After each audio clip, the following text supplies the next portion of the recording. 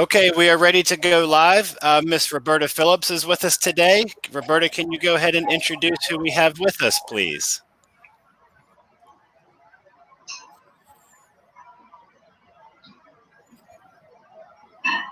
We have two guests today. We're going to is Councilwoman Ivey, who is, and Miss Ivey, as you know, is a champion for the community, and thankfully for us, also a champion of the library.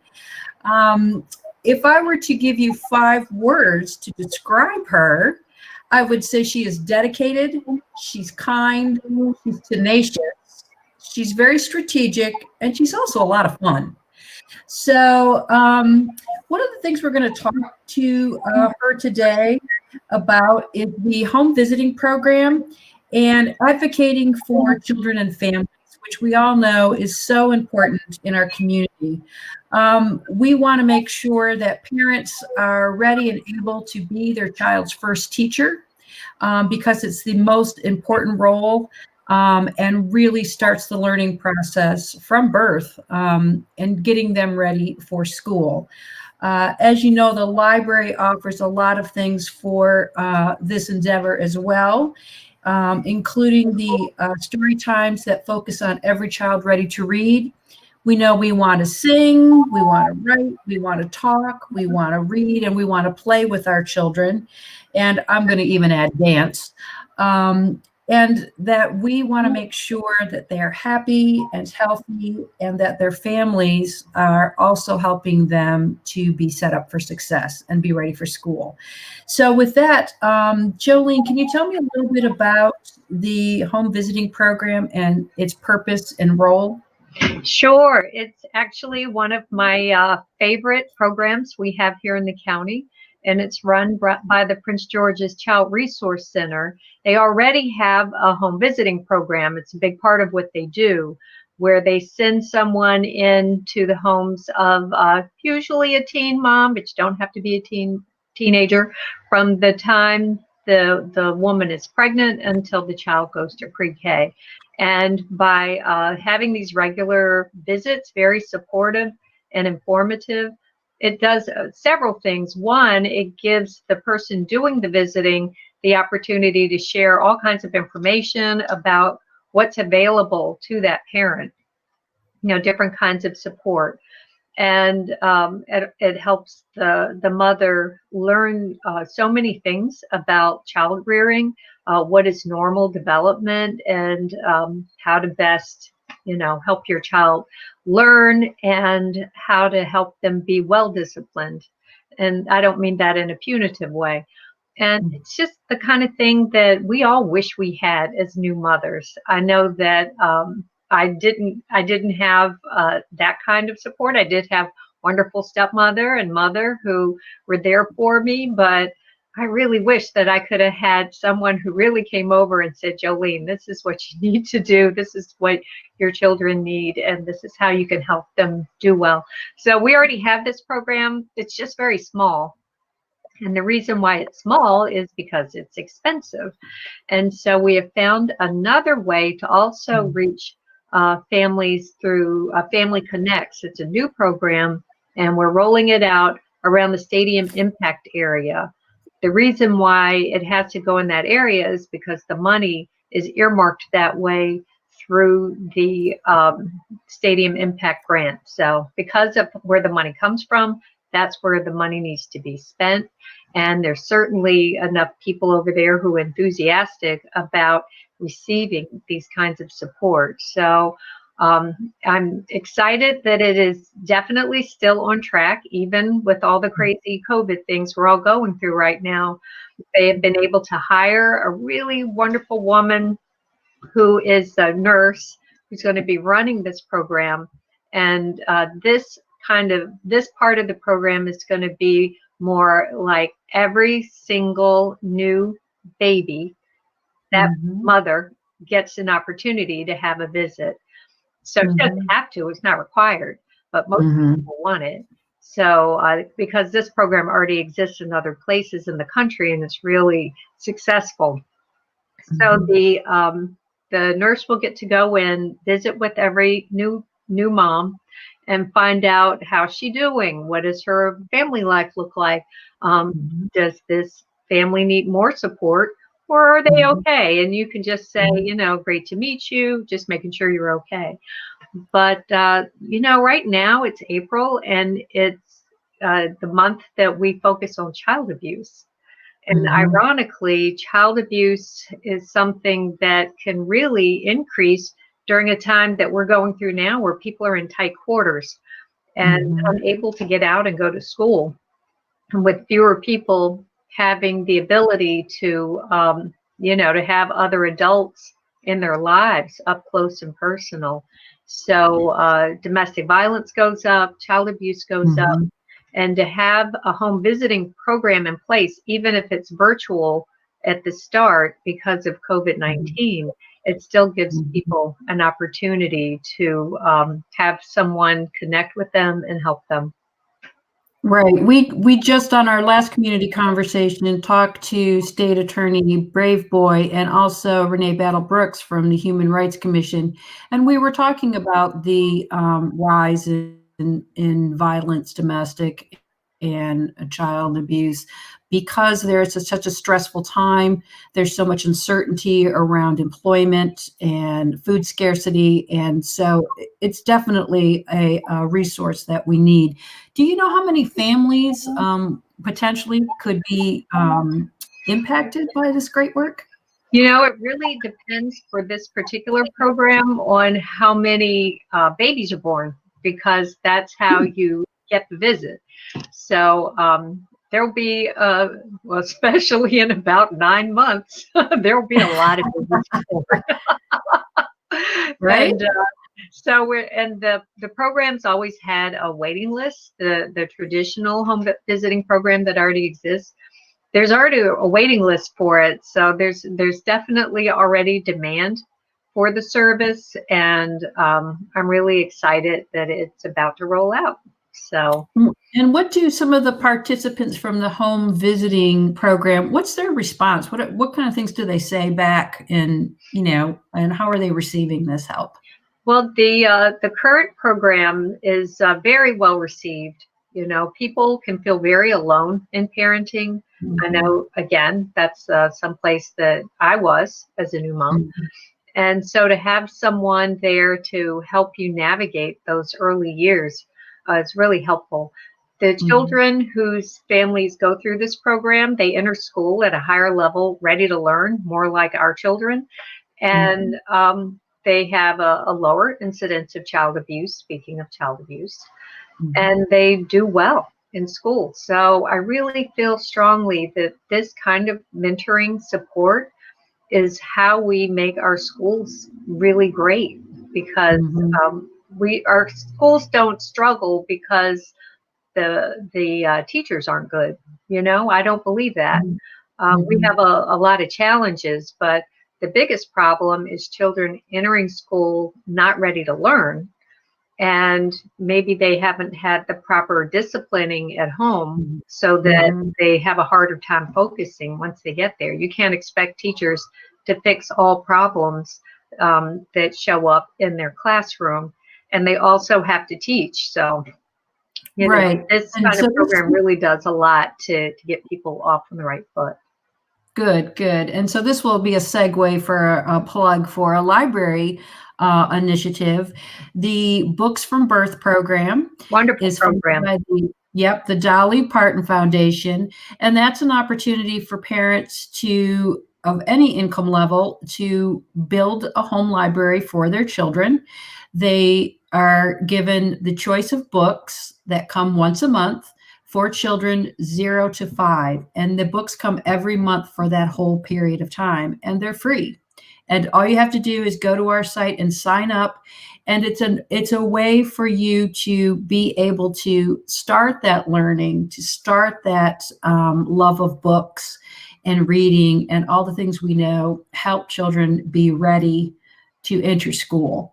So I know, shameless plug, but it's such a great program, and it's free. I just wish it had been around when my children were small. Well, for those of you who don't know, Jolene has 5 sons, so she probably got the hang of it after a You while. know, each one of them is different. They're all a different adventure, but they all got library cards at young ages. And I did take them regularly for story time. It's just a great way to get out of the house and give them the experience of sitting and listening to someone who's not me. So I thought that it was a wonderful resource. And my parents were also very involved in the library. In fact, they were part of Friends of the Largo Kettering Library. And they Awesome. are some of the people who helped get that library built. So that was That's a great. long time And ago. Yeah. And my stepmother was a librarian. So it was kind of a natural fit for them. well, and speaking of getting libraries built, you have been quite helpful in moving along our Bladensburg project. And for those of you who haven't seen this wonderful resource that's going to be getting underway soon, there is a video on our website under Building Your Library or PGCMLS Builds. And you can go ahead and see what kind of fabulous things we have planned for Bladensburg. I think what I'm hearing is that the home visiting program, the Family Connects, the library, they all have a very common thread in that we want to support parents and families to getting kids off to the right start from birth. I mean, there's just no time to wait. We want to plant those seeds of learning so that children can enter kindergarten ready to go, able to sit for a story time, able to have some self-control, able to, recite their alphabet and their numbers and their name and be energetic about the process.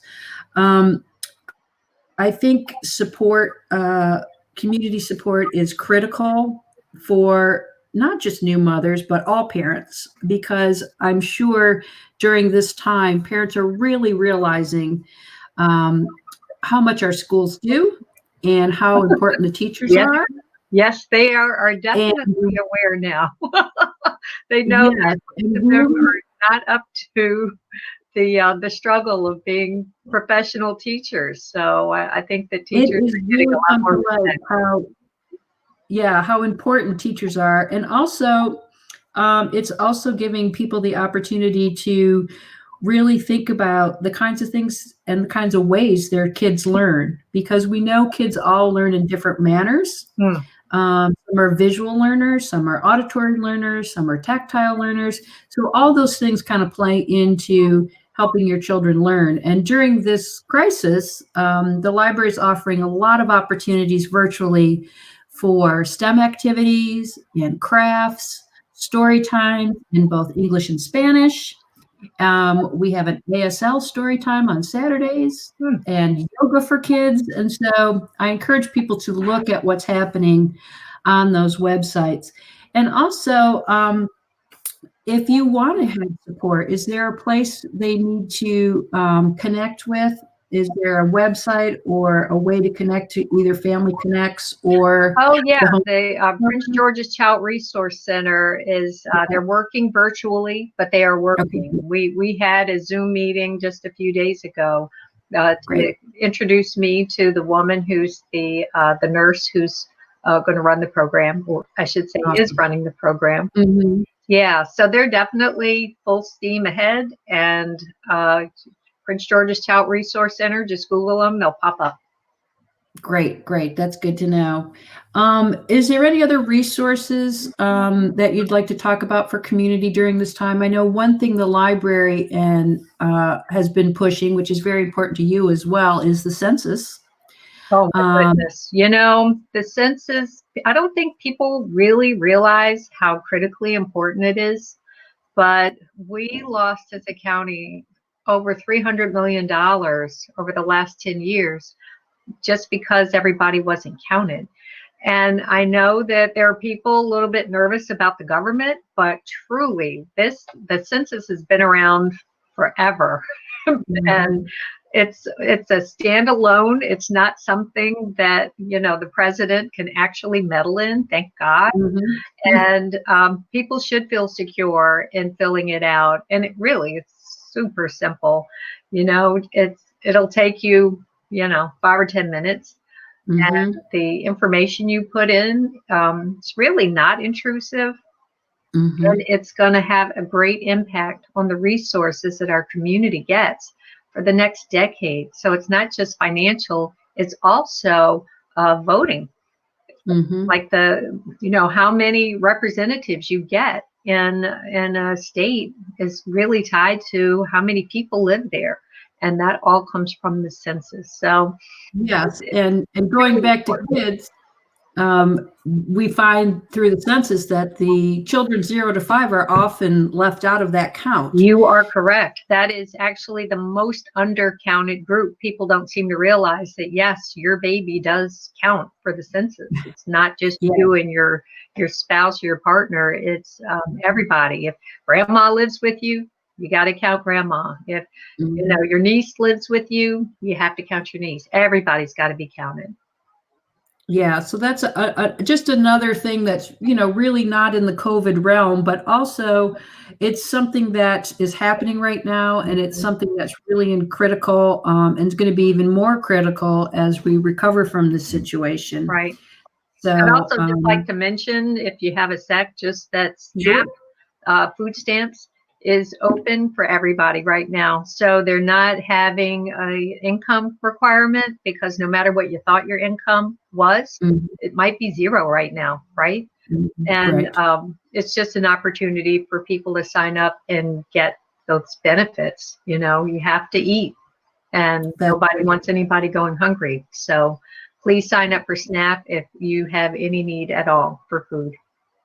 that's great. That's a great resource. And, there's Employ Prince George's is also raising money for hourly workers, Right. which is another great way to give during this time. Mm-hmm.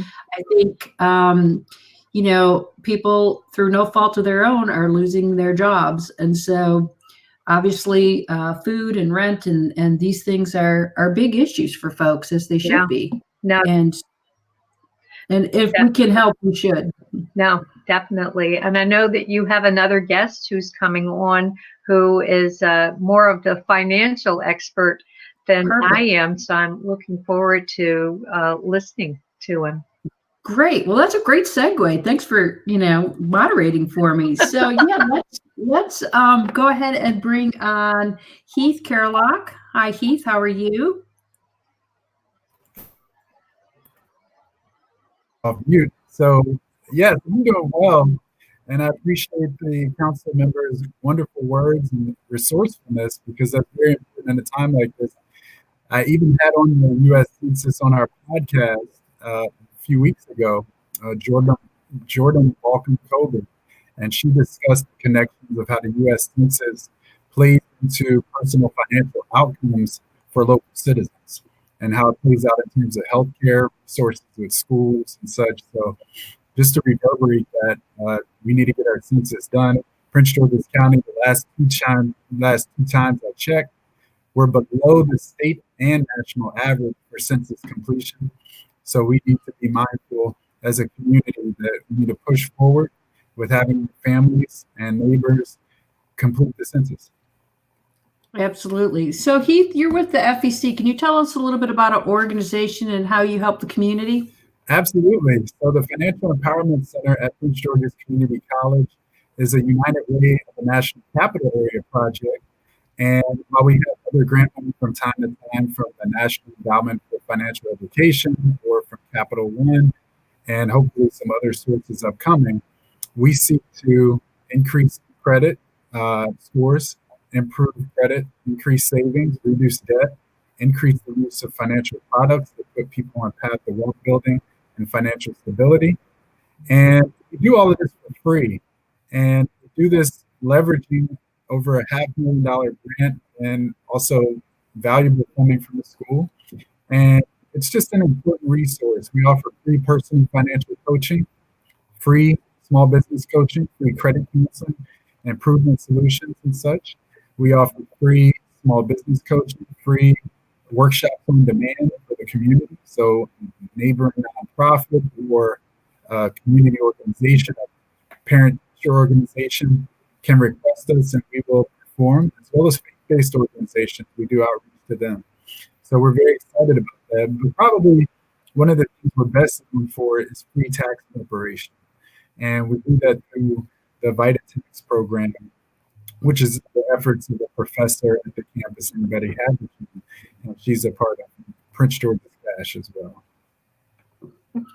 Great. So how do people get in contact with your group if they have questions regarding, I mean, I'm sure many small businesses are struggling right now and they could use some advice, or even people who need help financially and otherwise? So a couple of things. One is we are at the college's website. So if you go to pgcc.edu/go/FEC, you'll land on our webpage. And our webpage should be fairly up to date. And we're excited about that. You can also navigate the college's webpage to find us in the Community Resources tab. And so again, it's the Financial Empowerment. Our email address is fec@pgcc.edu. And so you can reach us that way. We have a robust set of programming scheduled throughout this COVID suspended state. And that entails every day of the week we do something called Virtual Empowerment Hour, which is essentially virtual office hour, where myself, my staff, fellow coaches that we have are available to talk about financial matters. In fact, just before coming on this call, we wrapped up today's session, which got into whether or not the stimulus is meant to be spent in certain ways. Certain people don't have their stimulus check yet, and why. So very important issues at stake on these conversations. We also do free virtual personal financial counseling. And that's very important. People are at a loss. And we're there to talk people through how to save, how to budget, how to respond to their credit and debt situation, how to invest. Some people may be coming out of this time doing pretty well. And so it's a very important for people to consider their personal financial outcomes. And in terms of reaching out to us, we do these standard programs. Hopefully before we're done, I'll put that in the chat, or one of my team members can put that in the chat. I know I'm joined by Victoria Saunders, Tavian Southall, and Cheryl Chandler, who are part of my team, as well as our advisory board chairperson, Plachette Monroe. Excellent, excellent. Mm-hmm. So let's talk a little bit about, it's great that people are working virtually and that they can still access your services. I'm sure when we start to reopen the country that the recovery efforts are going to find you folks awfully busy. What kinds of things will you be working on? The same or maybe a little bit different offerings? So in terms of the Financial Empowerment Center, we will continue to meet our outcomes. Like I mentioned, the improved credit for folks. Credit coming out of this situation can be very important. One of the things folks were told was that the economy is going to be able to absorb the COVID crisis because, we were in a better credit situation than we were in the Great Recession. So that's really important to note that we as a country, our credit scores nationally had risen since the end of the Great Recession. That's important to note because these financial initiatives worked. The corporate social responsibility, financial institutions, the education efforts around April as National Financial Capability Month, the different add-on, wrap-around services provided to school districts from organizations like Junior Achievement or Operation Hope. These types of educational efforts have worked over the past decade. Credit scores in America have gone up several points. So it's very important for us to continue to focus on how to help people rebuild their credit and pay down their debt. Additionally, when it comes to tax preparation, we have returned in the pockets of folks refunds over $5 million over the past 3 fiscal years. That's a very important number. That people can use their refund for savings. People can use their refund to invest in businesses. And so we're going to continue working with that. Additionally, for the Financial Empowerment Center, we're looking to adopt the Center for Working Families model, which is a Midwestern concept largely, but it'll be implemented through the center coming up soon.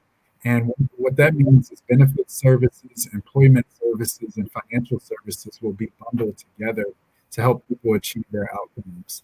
So we'll continue to do those types of initiatives. We also offer the free small business coaching, and folks have used that. We do small business coaching in about 3 different ways.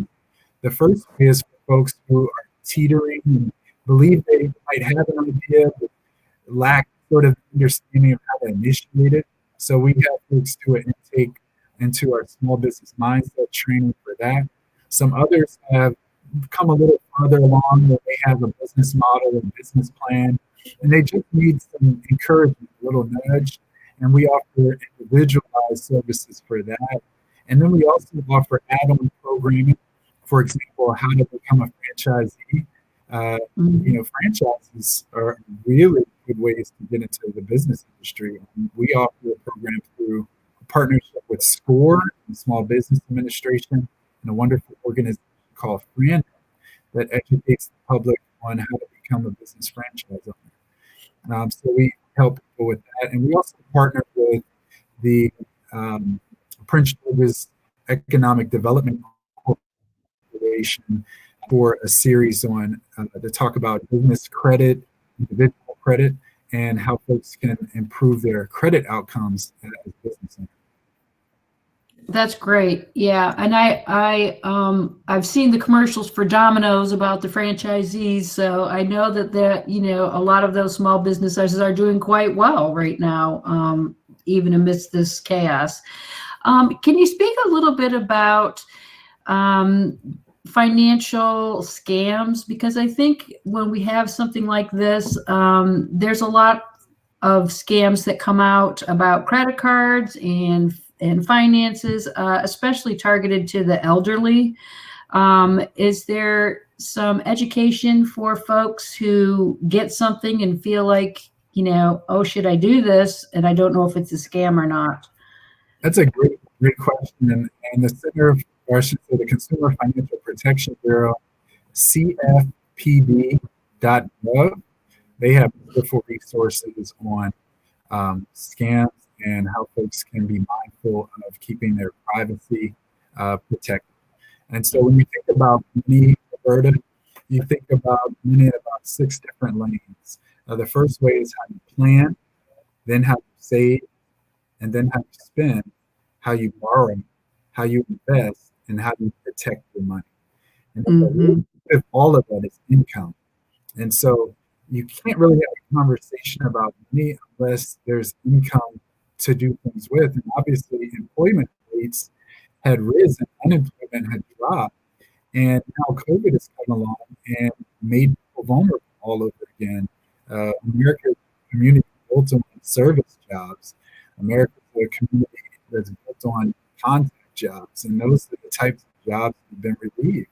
And you look at the unemployment numbers coming into today, as I went over the team, it's over 16 million people who are unemployed in the country, just like that, in a matter of 3.5 weeks. And so it's created a shock to the system, and it has made people vulnerable. As Councilwoman Ivey was speaking about the census, there's scams involving the census. People who have already gone around and tried to get people to reveal their social security numbers or give credit card numbers. And so the public needs to be mindful of schemes and scams that undermine public trust. And if those types of things are happening, then you find yourself with your finances sort of tapped into somehow, you can file a police report. If you feel like there's forgery, you can file a police report. And then you want to follow up with the creditor or entity who's responsible for that paperwork. And that's how you begin the process of fighting fraud or forgery or sort of protection crimes. People can also contact their credit bureaus, Experian, TransUnion, Equifax, and ask them to freeze their credit, because credit is sometimes something that's violated. And the credit freeze will likely prevent that. And so everyone has a right to their credit reports, but they also have a right to freeze their credit and freeze their credit report, which can also provide certain protections. Excellent, excellent. Yeah, it's getting people information. So we would love to be able to share your information on our website. And I think, when I hear what Councilwoman Ivey said, and when I'm hearing what you are saying, the point of these community conversations is to help people realize that Prince George's has so many resources available to help people with parenting, schooling, finances, unemployment. I mean, we are Prince George's proud for a reason. And I think that it's really, really important for everybody to remember that you're not alone, that if you need resources, there's just a plethora of information out there. And there's good folks like yourself who are waiting and willing to help people. So we so appreciate that. I'm going to bring Councilwoman Ivey back on, and then if there's any other comments, we can do a little Q&A from the people that are online. So any other comments, Jolene, that you'd like to make about what we heard and what's available?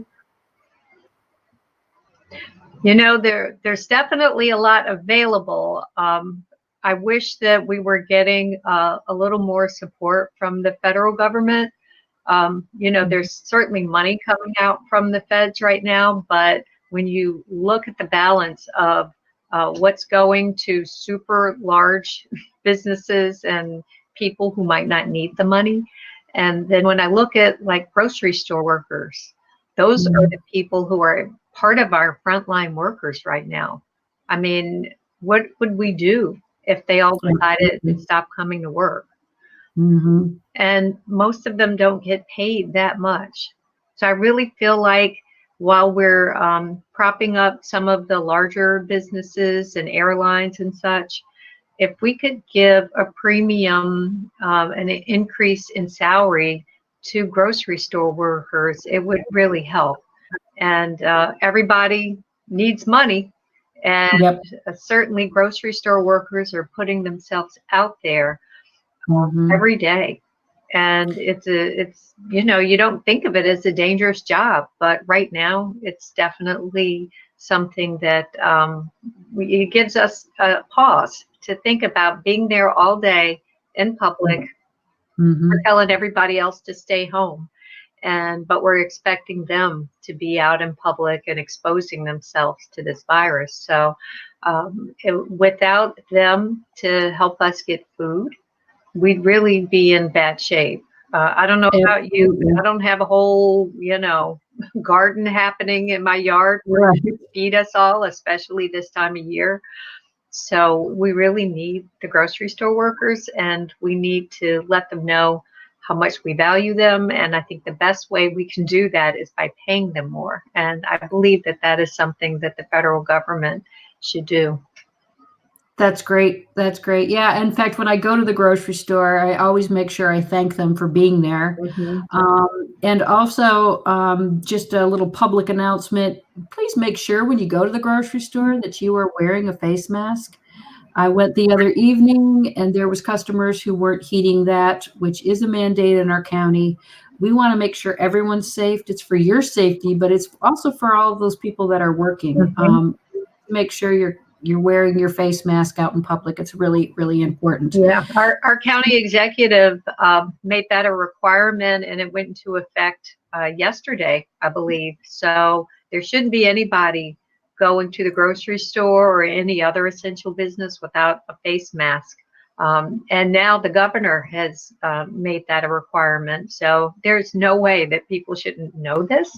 And I think most people are complying, and I noticed more people wearing face masks before it was even a requirement here. So most people, they want to be healthy, and they don't want to make someone else sick. Absolutely. Well, I wanted to thank both of my guests for being here today. I think, like I said, the whole reason we started these community conversations in the library is to be joined by our library faithful and our supporters, but also to really allow customers to, and the community at large, to know about resources that they might not be aware of. And really, we really care about you. We really want to make sure that you are safe, that you're staying home. And I know some people are thinking it's a little cheesy, but the slogan, "We are in this together," is really true. And I think it's brought on a lot of real compassion for people in really new ways. And so I thank you both for being our guests today. I don't see any questions from anybody who's attending, but please let us know in these last few minutes if you have any, and we'll give them to our panel. Keith, I thank you. Eileen, I thank you. Continue to do the good work that you're doing, and we so appreciate you being here today. Thank you, Roberta. You're the best. We appreciate it. Thank you. Thank you so much, Roberta. This has been a real privilege. And there are a number of resources out there for folks to tap into. They should take advantage of them. There's also the reality that I know we talked about grocery store workers, and that is an important note to make, because when it comes time to vote on these matters, the public needs to speak up through their voting. And when it comes time to show up again, if we have virtual forums, the public needs to attend those. So there is a way to leverage our impact in these spheres. Right. And I think I should mention that we should all be receiving our ballots in the mail, speaking of voting. So when you get your ballot for this upcoming primary election, please fill it out and mail it in. It's really important. So be counted and vote. And vote. We'll close with those call to actions. Thank you again. Have a great afternoon, everyone. You too. Bye-bye. Thank you so much.